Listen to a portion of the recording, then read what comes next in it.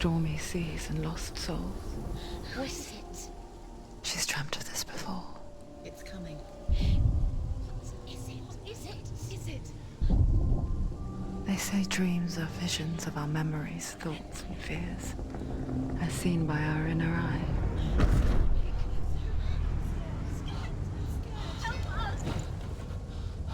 But what if each one of us is always dreaming, even when awake? And we only see what our inner eye creates for us.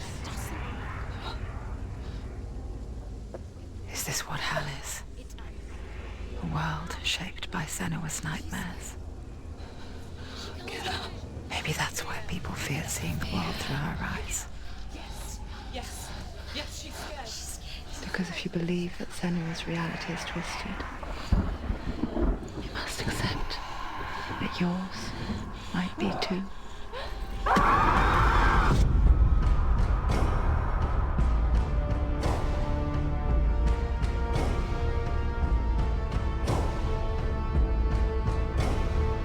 Hellblade: Senua's Sacrifice is a video game about Senua, a Celtic warrior on a vision quest into Viking territory.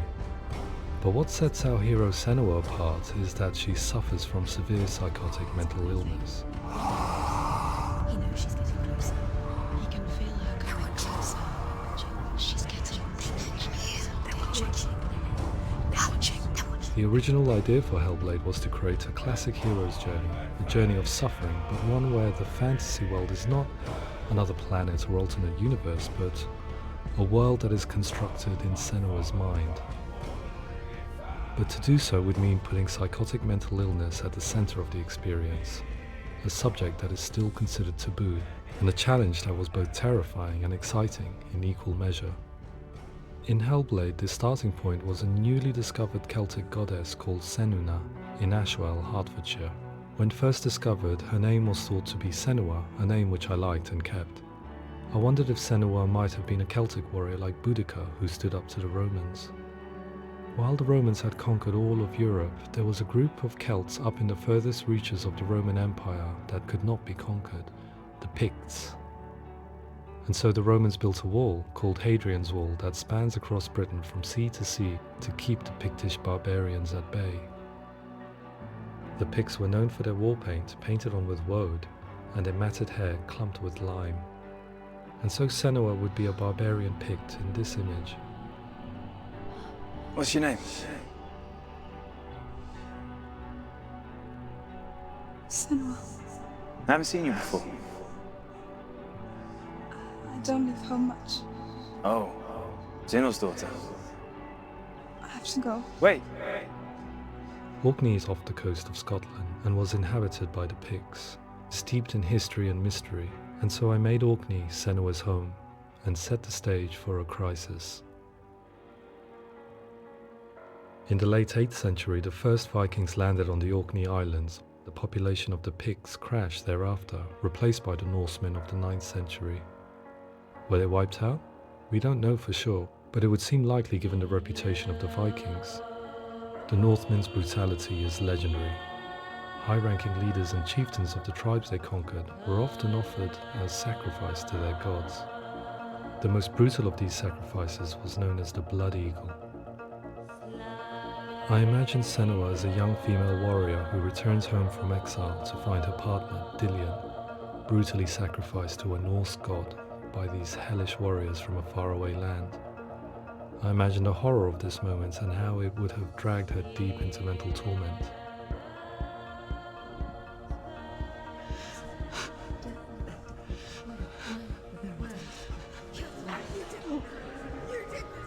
No!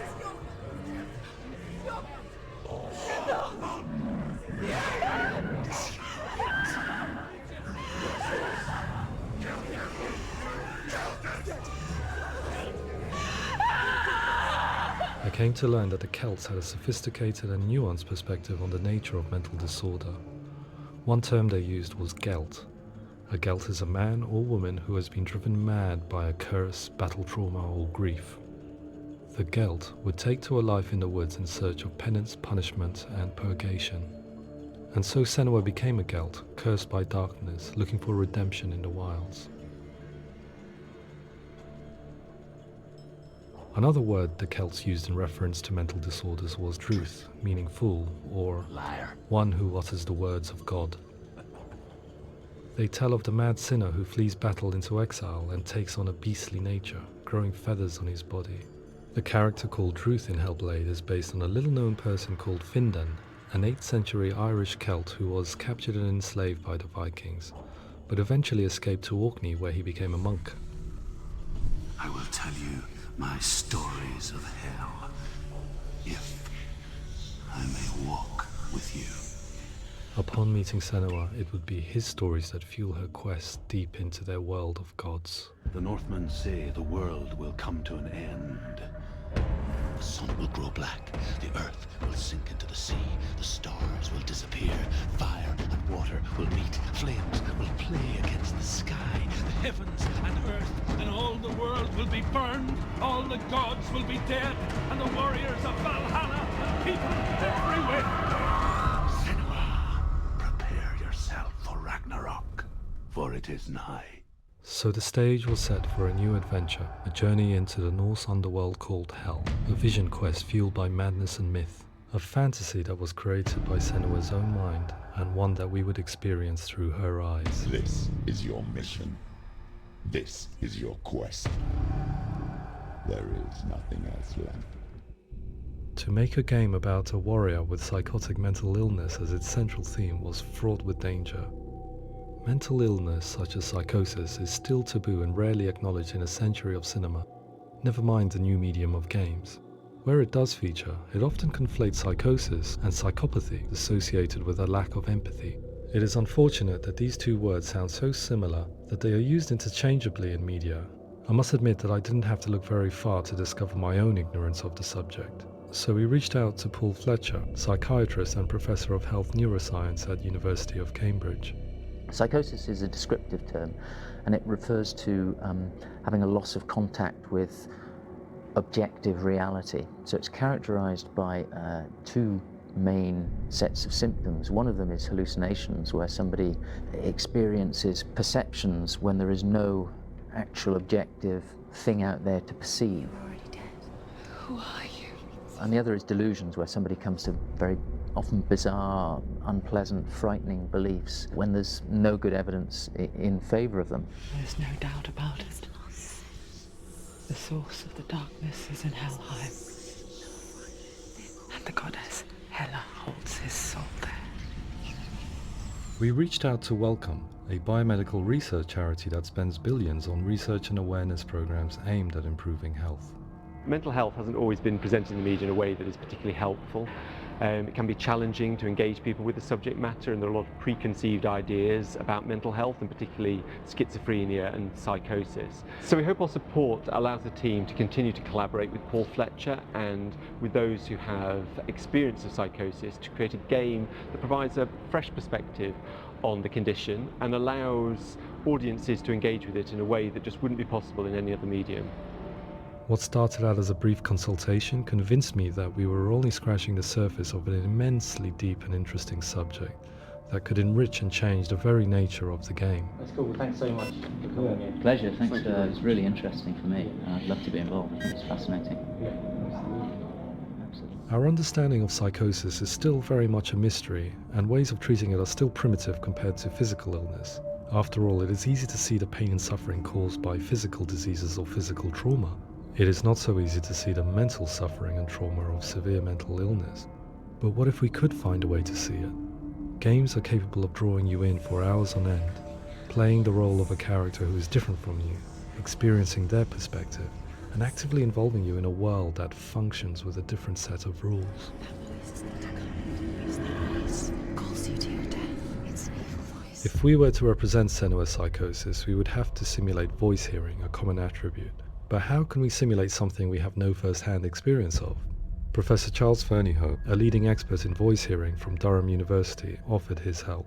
Hearing voices is an experience that is usually associated with severe mental illness, and crucially we know that hearing voices is a part of ordinary life for many people who don't meet the criteria for mental illness. Yeah. Oh, that's not him in real life.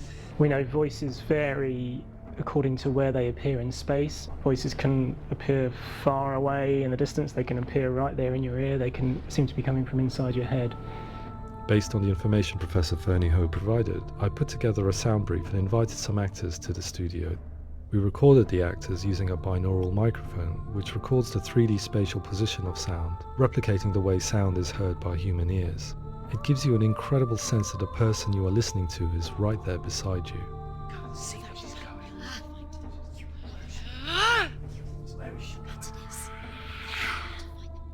Rachel Waddingham from the Voice Collective came to our studio with 2 young voice hearers to speak to our team. We talked at length about their experiences and they listened to our tests, giving us feedback on how we could improve on it. Everyone hates her. She's cursed. It's very hard to represent what this experience is like, partly because it's such a personal, intense, emotional experience.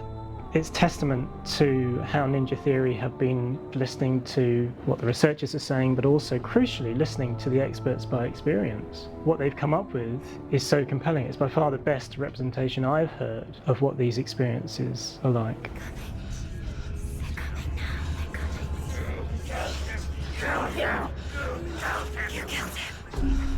Other common attributes of psychosis are visions and flashbacks.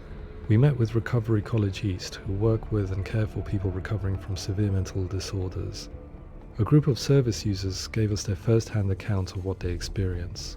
Sometimes when the visions or what we're seeing is too much, it becomes more difficult until eventually we perhaps don't see anything. The people we spoke to, the stories they told, were fascinating, harrowing and mind-boggling. The reality of what people experienced was vivid, far exceeding what I could possibly have imagined. We went away itching to represent some of these visions and flashbacks in the game. Past will know my heart is so, love is so far away. Don't you know how I wanna feel deeper? I could never know how you grow, all these days are killing me. Now I see deep in me insanity does unfold. I just wanna feel deeper, deeper. I just wanna feel deeper, deeper.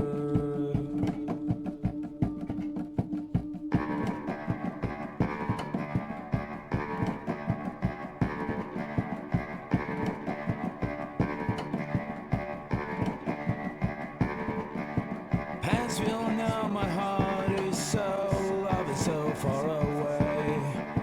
Don't you know how I wanna feel deeper? I could never know how you grow, all these days are killing me. Feel like this, read like this, I just wanna live, that's all. I just wanna feel deeper, deeper. I just wanna feel deeper, deeper.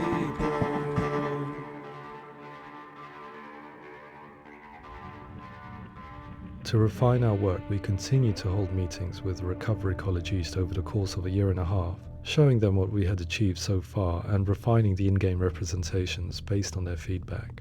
With their help, flashbacks, visions and changes in perception were woven into the story and gameplay of Senua. The students that are involved in this project are incredibly excited about being involved. They have described the experience as being important because it values their lived experience and shows that despite what we have been through, all of that experience becomes valid, that actually it's something that we should all be talking about. The experiences described range from beautiful to frightening beyond comprehension. I heard of a girl who has to live with an angry voice screaming at her, slamming on her doors and walls 24 hours a day. I met someone who would often see hanging corpses in a room, so real that she would sometimes try to rescue them. The panic and fear that comes with such visions is entirely understandable, and it can be a living horror for some. Worthless, weak, pathetic. Go on, feel sorry for yourself, because there is no one left to do that for you. I was urged by one fellow that we should not shy away from showing this horror, and so I was perpetually torn in making Hellblade. Had we gone too far with our representations or not far enough? broken and lost. Just like your soul. Come on.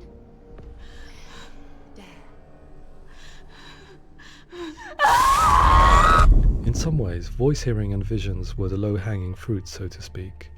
There's another aspect of psychosis that is much harder to explain, but one that I think video games are uniquely able to represent, which are often called delusions. People begin to see patterns in the world. They begin to link things that most people wouldn't link. Most of the things that we might think would be coincidence or, not worth commenting on. Nevertheless, that might have a particular salience or importance for them. One individual described how everyday words, sounds, colours and objects were steeped in meaning to him, forming a strange and sinister puzzle that he was determined to solve but could not quite get to the bottom of.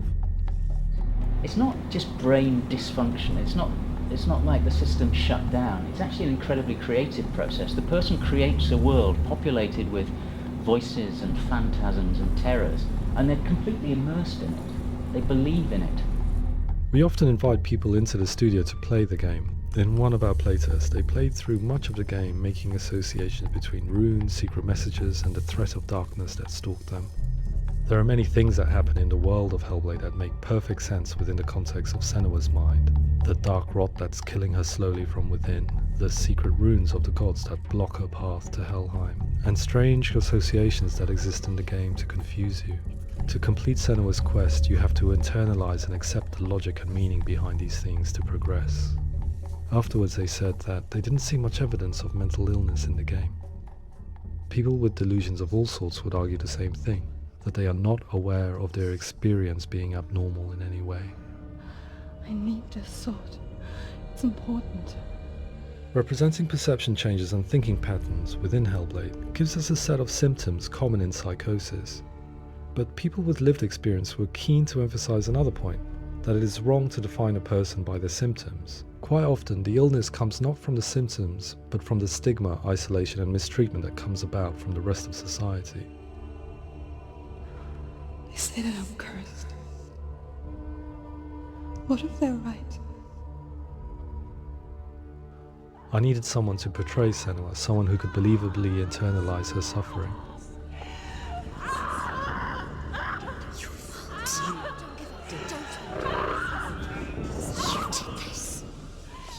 Melina Jurgens, our video editor, had been a stand-in for Senua over a few months while we perfected our motion capture techniques. Without realizing it, she had already auditioned for the role, and I knew her well enough to know that I didn't have to teach her to act, but to relive her own internal pain. As often is the case, those who have suffered mental anguish are never far from us.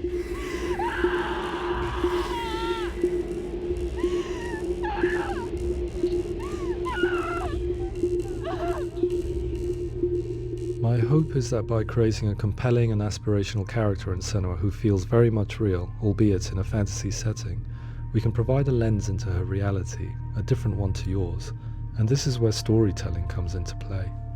I imagined her life based on common threads in real people's lives. She was always prone to psychosis as a child. Her mother Galina also heard voices and had visions, so perhaps there was a genetic aspect. Or perhaps it was cultural, as she lived within a world without science, of gods and a superstition, as exemplified by her druid father Zimbal. Psychosis developed in her late teens to early 20s and was exacerbated by stigma and isolation at the hands of the clansmen and her father. This darkness. It's spreading. The trauma of seeing her lover Dillian sacrificed tips her over the edge, making her remodel her reality around a concept that connects everything: the darkness. So the question is, what Senua experiences real? Can only be answered by saying, yes, it is real. It is her reality. All of her suffering will have been for nothing.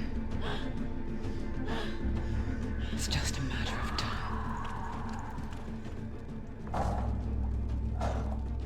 Towards the end of the project, service users and professionals that had collaborated with us were invited to see the near-final game.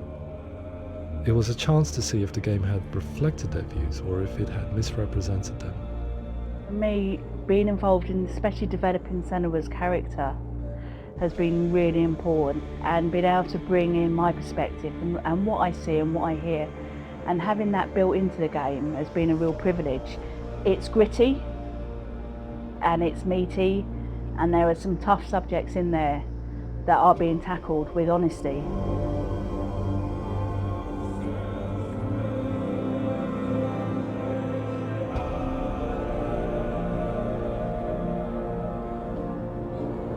I was blown away by it today, absolutely blown away. It was just fantastic to get the opportunity to use our lived experience in a very creative way. There's nothing tokenistic about the work we've put in. It feels like we've been listened to, things have been taken on board, and I think there was a lot of realism in the game itself, and it feels very authentic.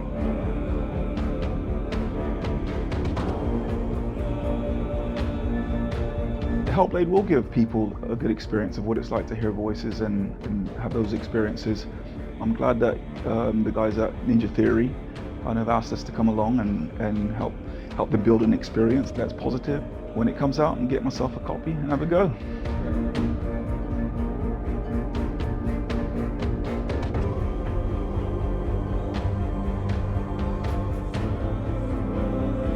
I think all the way through I was really inspired by how the conversations have translated into the game in a way that I think I didn't imagine was possible. So wonderful, really wonderful.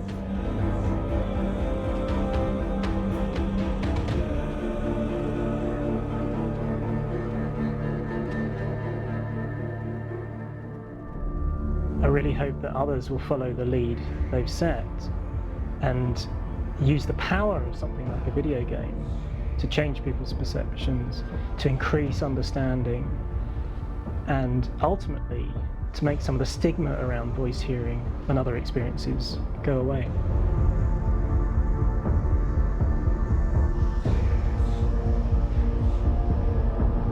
For me, it was really exciting to see something that I explore scientifically being represented so beautifully in a character who's trying to penetrate the mysteries of the environment in which they've been placed, with all of this strange uncertainty and noise and conflicting information that they're getting.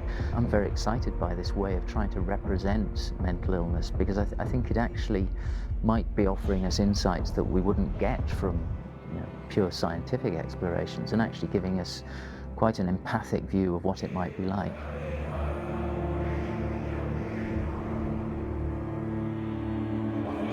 Mental illness has been with us for as long as we have been on this planet, but why?